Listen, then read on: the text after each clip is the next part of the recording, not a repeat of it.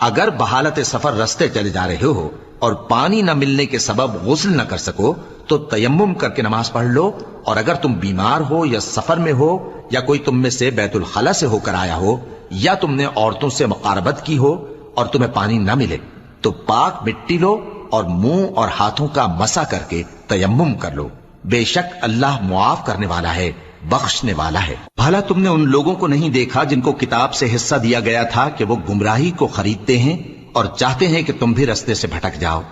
اور اللہ تمہارے دشمنوں سے خوب واقف ہے، اور اللہ ہی کافی کارساز ہے، اور اللہ ہی کافی مددگار ہے۔